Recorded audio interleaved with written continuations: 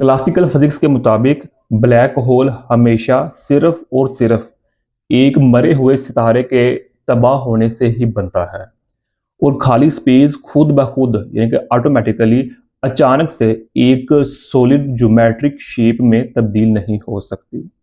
लेकिन अब Frankfurt Germany और टीयू वीन ऑस्ट्रिया के रिसर्चर्स ने इस कंसेप्ट को बिल्कुल बदल कर रख दिया है। इस कंसेप्ट को बिल्कुल टोटली चेंज कर दिया है।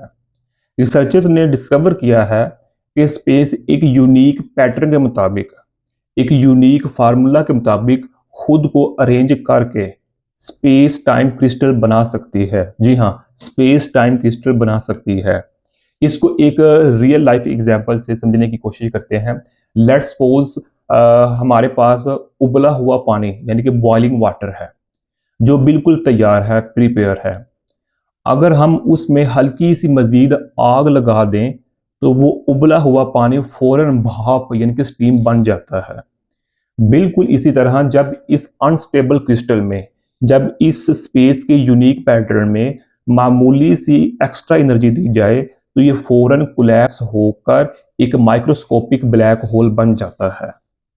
एक और मिसाल से समझते हैं, वो ये कि ताश के पत्तों के घर यानी कि हाउस ऑफ कार्ड्स की मिसाल लेते हैं। जो हम ताश खेलते हैं, जो गत्ते के होते हैं ज़्यादातर।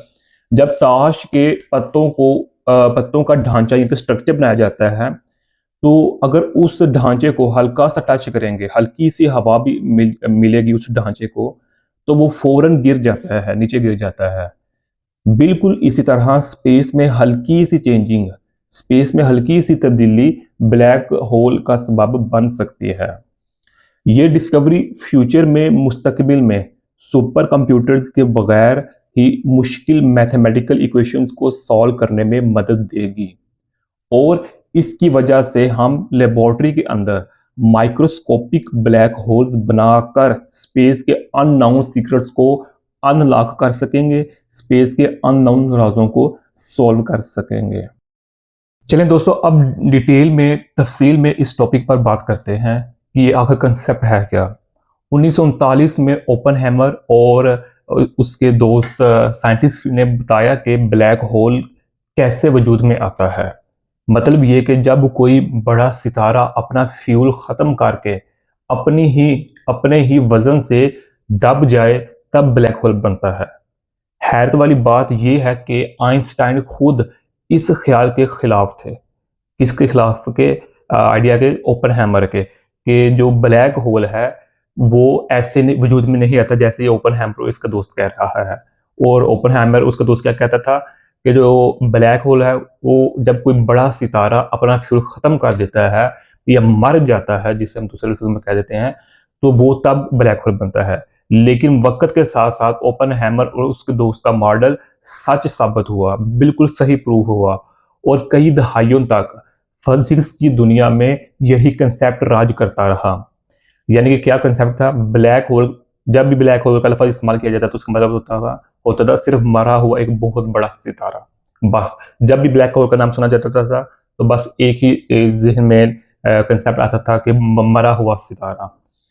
अब न्यू क्वांटम अपडेट जो आई है इसकी तरफ आते हैं। न्यू रिसर्च ये कहती है कि स्पेस टाइम, जी हाँ, स्पेस टाइम खुद बगैर किसी सितारे के, बगैर किसी बड़े सितारे की सपोर्ट के एक नाजुक हालत में हो सकता है जिसको स्पेस टाइम क्रिस्टल कहते हैं।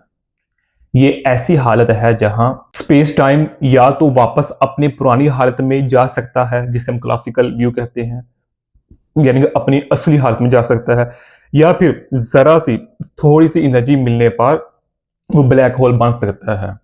साइंटिस्ट ने इसे क्रिटिकल कोलैप्स का नाम दिया है। उन्होंने इसे समझने के लिए 4 डायमेंशंस की बजाय हायर डायमेंशंस यानी कि ज्यादा डायमेंशन का इस्तेमाल किया है।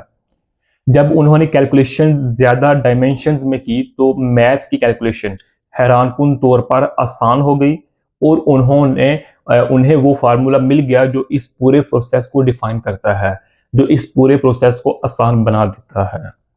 अब सवाल ये बनता है कि ये क्यों ज़रूरी है, आखिर इसकी हमें इतनी इम्पोर्टेंस क्यों है।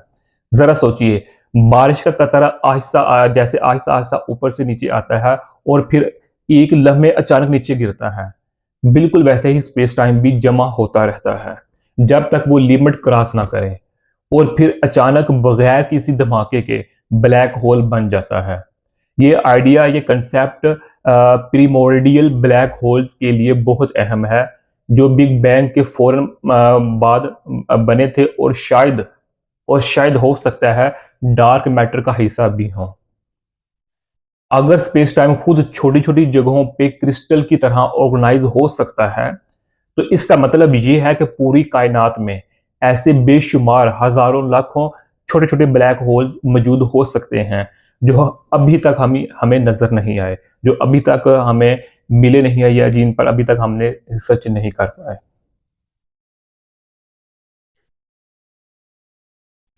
एक और इम्पोर्टेंट इसमें ये है, हायर डिमेंशन का यही तरीका पहले भी क्लोजा कलीन थ्योरी में इस्तेमाल हुआ है, जिसका मकसद ग्रेविटी और बाकी फोर्सेस को एक ही फ्रेमवर्क में लाना होता है, जिसका मतलब एक ही जगह इकट्ठा करना होता है। मतलब ये नया काम पुरानी फिजिक्स की एक पावरफुल ट्रेडिशन को आगे बढ़ा रहा है और हो सकता है ये यही हमें क्वांटम ग्रेविटी मतलब ग्रेविटी और क्वांटम मैकेनिक्स का आपस में जो इंटरेक्शन है, आपस में जो मिलाप है, और हो सकता है यही हमें क्वांटम ग्रेविटी तक पहुंचा दे, मतलब क्वांटम ग्रेविटी को पहचानने में मदद कर दे। तो डियर व्यूअर्स, अब आप कमेंट सेक्शन में अपनी राय जरूर दीजिएगा कि अगर ब्लैक होल सिर्फ सितारों से नहीं बल्कि खुद स्पेस टाइम से भी बन सकता है, तो कायनात में, तो दुनिया में और कितने राज छुपे होंगे जो अभी तक हम फाइंड नहीं कर पाए, जो अभी तक हम तलाश नहीं कर पाए। कमेंट में अपनी राय जरूर दीजिएगा। वीडियो देखने का बहुत बहुत शुक्रिया। जज़ाकल्लाह खैरा। अस्सलाम वालेकुम व रहमतुल्लाहि व बरकातुहू।